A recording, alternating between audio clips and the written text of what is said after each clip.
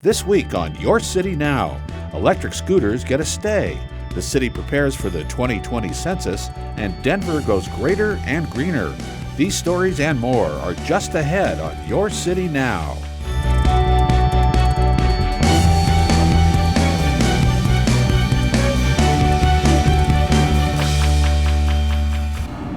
It's been over a year since electric scooters were first deployed in Denver. The Dockless Mobility Pilot Program helped establish rules and provided an opportunity to gather data. A lot of people like it as a fun new way to get around town. So we are extending the pilot, and we plan to launch a new ongoing permit program in September. The initial pilot program was set to expire July 31st before the deadline was extended through August. People told us that electric scooters were replacing walking trips the most frequently, but they were also replacing vehicle trips. And one of our goals at the city is to reduce those single occupancy vehicle trips. With the growing popularity of the electric scooters comes an increase in concern for proper use throughout the city. So far as of mid-June, there's been about 1.95 million rides taken and about 2.78 million miles traveled. And that's something we're going to continue to look at. Safety is going to continue to be our number one priority, even as we move into this ongoing program.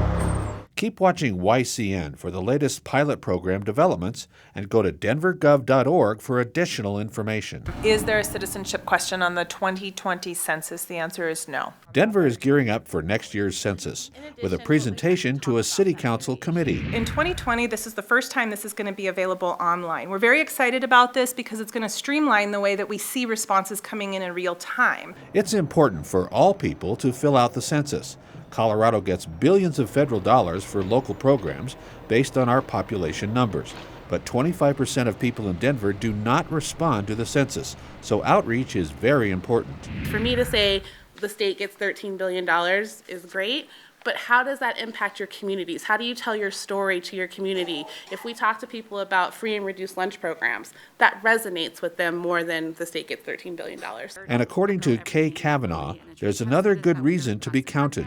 Colorado will likely receive another congressional seat after the census. So for 2024 presidential election, we'll have another electoral vote, and we'll have another representative in Congress. To learn more, go to 2020census.gov or watch the meeting at denver8.tv. Our parks define the character of our communities. The city of Denver and its 20,000 acres of parks were center stage as it hosted the 2019 Greater and Greener Conference.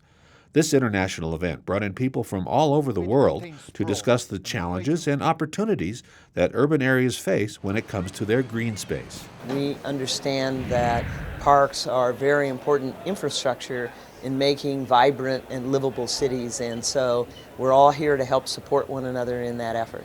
Participants took part in curated breakout sessions as well as weekend tours to visit Denver's wide array of parks.